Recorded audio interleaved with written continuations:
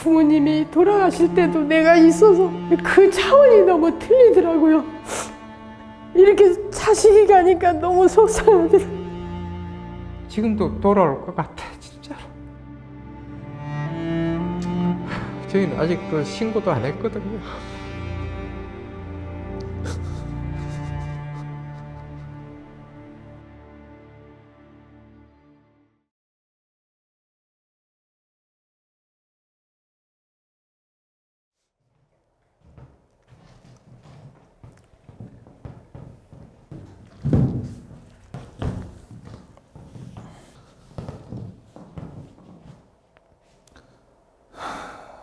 저는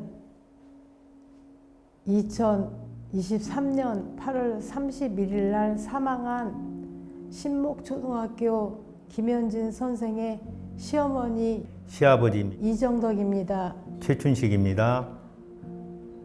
저는 2022년 3월 1일부터 8월 30일까지 상명여자초등학교에서 근무를 하고 우리 가족 곁을 떠난 오채린 선생님의 아버지 오인탁입니다.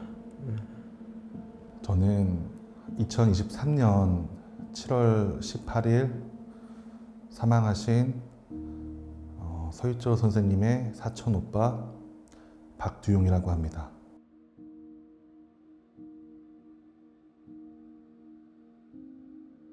교사가 된 상태에서 저희 아들하고 결혼을 했기 때문에 그 아이는 오직 교회, 집, 학교 그렇게 자기 음악 활동하는 거 그거밖에 모른다고 그렇게 얘기했어요.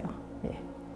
교사로서는 항상 하는 얘기가 학교 생활 처음에 이제 재미있다고 그러고 좋을 것 같다고 그러고 그리고 자기는 교사가 참 천직인 것 같다라는 얘기도 하고 다른 사회 처음 나가면 열심히 하려고 했던 그런 모습들, 애들 일기장인가 애들 매일매일 학습 그런데 보면은 코멘트를 굉장히 세세하게 이렇게 기록을 했다고 그래요.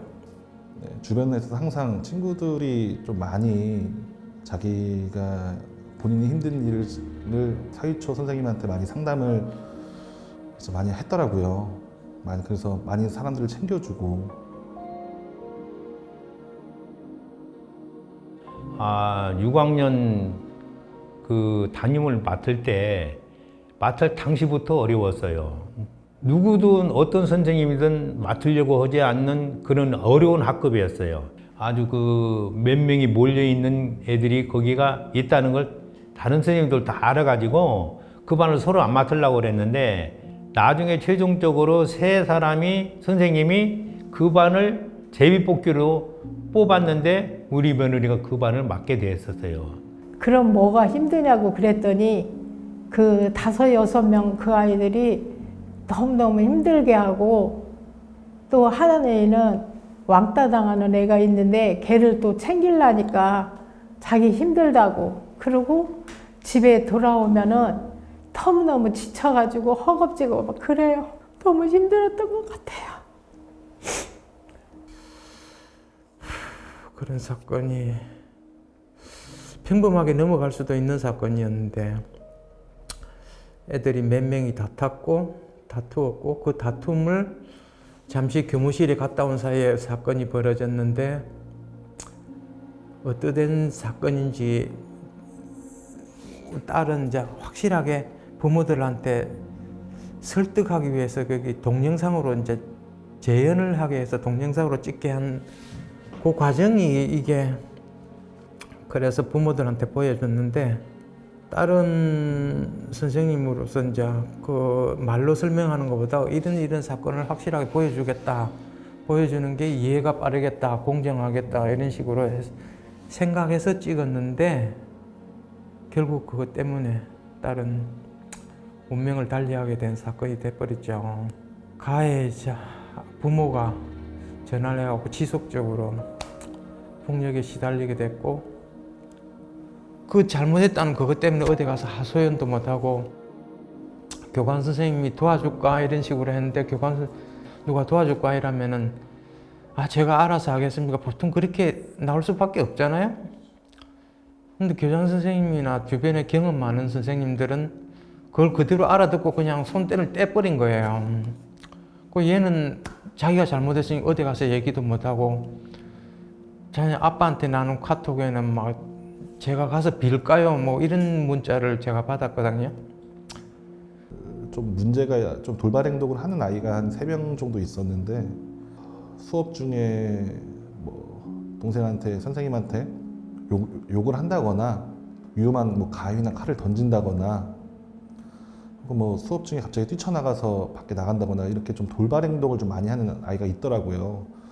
이제 그걸 해결하기 위해서 이제 학부모님들한테 연락을 했는데, 집에서는 안 그러는데 선생님 문제가 아니냐, 선생님 잘못이 아니냐, 이런 식으로 좀 오히려 이제 동생을 많이 압박을 좀 하더라고요. 며느리가 죽고 나니까 가정이 파괴됐다고 봐야 되나요? 가장 심각한 것은 손자하고 손녀의 마음이 엄청 상처가 컸고요. 큰아이가 그때 장래가 났을 때 외할머니한테 그랬대요. 아빠도 그렇게 가는 거 아니겠죠? 막 이러면서 불안해 했었는데, 그 방에서 자라고 하니까 불안해가지고 못 자는 거예요. 자다가도요, 일어납니다. 일어나서 할아버지 할머니가 혹시 돌아가시지는 않았나 하고 이렇게 가까이 대보고 있고요. 또 자다가 전에 아빠 방에 가가지고 잠자는 모습 이렇게 들여다보고. 부모님이 돌아가실 때도 내가 있어서 2년 동안 슬퍼한 적은 있었지만, 자식이 죽고부터는 그 차원이 너무 틀리더라고요. 이렇게 자식이 가니까 너무 속상하더라고요. 일단 우울증이라 대인공포증이 일단 찾아오더라고요. 그래서 주변에 요청하는, 최고 지금도 사람을 안 만나려고 하는 게, 나를 잘 아는 사람들, 우리 사정을 아는 사람들을 만나고 싶지 않아요. 왜냐하면 위로받고 싶지 않아요. 그러고 우리 딸이 그렇게 됐다는 걸 아직도 인정하고 싶지도 않고, 지금도 돌아올 것 같아, 진짜로. 대부분이 그럴 거예요. 부모는 그럴 거라고 생각해요. 저희는 아직도 신고도 안 했거든요.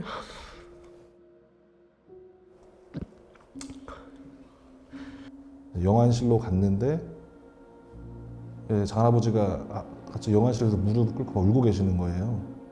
우리 시체 보관소에 작은 엄마랑 아버지는 바로 그냥 쓰러지시고, 그래서 옆에서 그냥 아이고 혼절하고 계시고, 그런 상황이었습니다, 처음에는. 저희들이 근데 할 수 있는 게 아무것도 없어요. 형사사건이면 경찰이 알아서 사건을 파헤쳐 주겠지만, 이건 형사사건으로 가기 전의 일이고 형사사건이 될지 안 될지도 모르고, 오로지 저희들이 사건을 해야 되는데, 어디서 어떻게 일반인들이 이런 것을 어떻게 시작할지 어떻게 알겠어요, 그죠? 제가 교육감님한테도 그랬어요.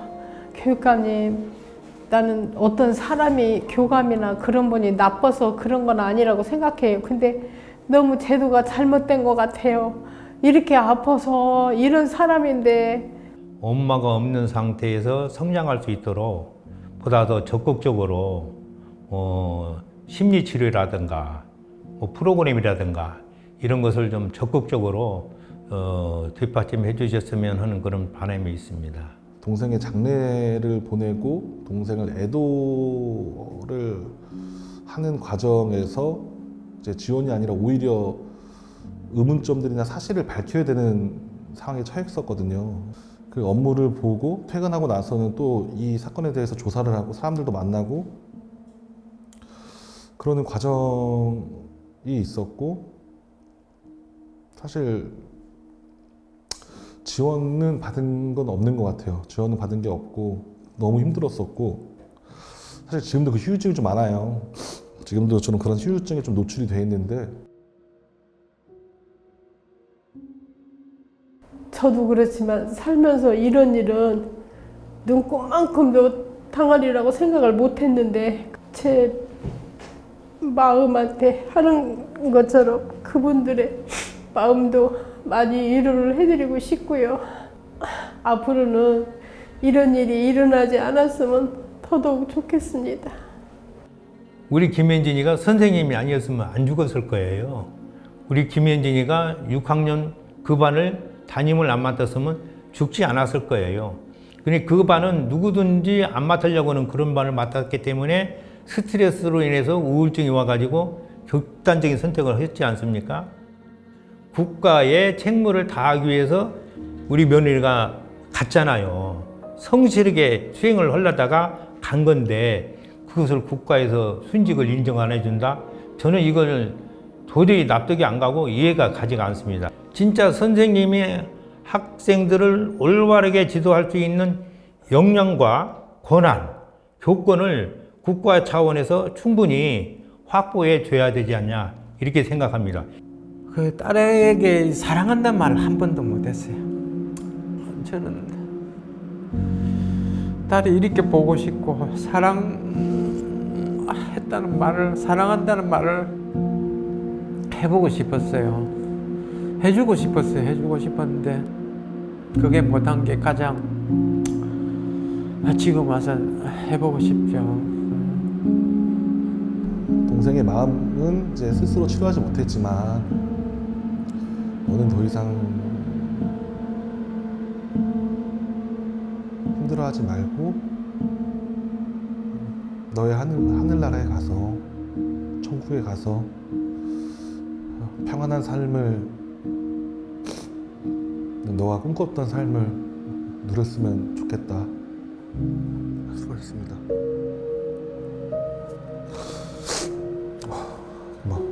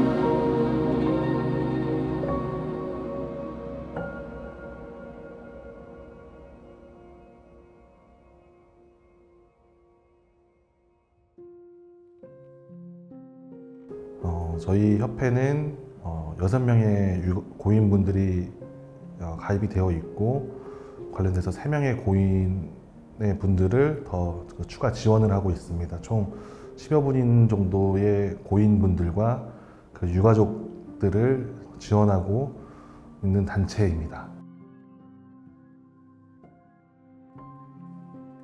저도 마찬가지고 많은 유족분들이 공통적으로 어려워하시는 게 있어요.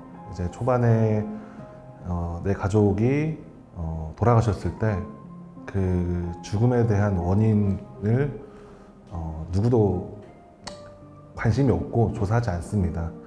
저희는 이제 처음에 사건이 발생되면 가장 먼저 현장에 좀 투입을 해서 일단 고인분이 왜 그런 극단적인 선택을 하셨는지, 어떤 어려움에 처해 있었는지에 대한 조사가 시작되고요. 추후에 법률적인 거와 행정적인 걸 고려해서 관련된 증언 수집이나 사실 확인서, 여러 가지 이제 물리적 혹은 상황 증거들을 수집을 좀 도와주고 있는 일을 많이 하고 있고요. 심리 치료나 유가족 생계 지원이나 자녀 장학금 지원 여러 가지를 좀 하려고 하고 있고 하고 있는 그런 역할을 하고 있는 단체입니다.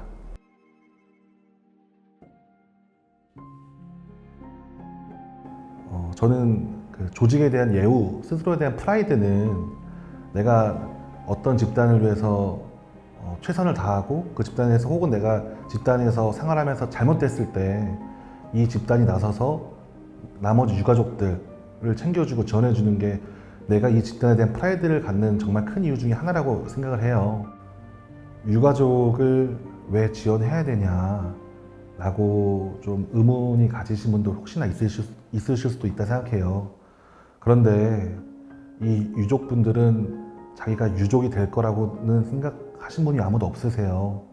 마찬가지로 내 가족이나 친구가 사망할 수 있는 것은 누구나에게도 있을 수 있는 일입니다.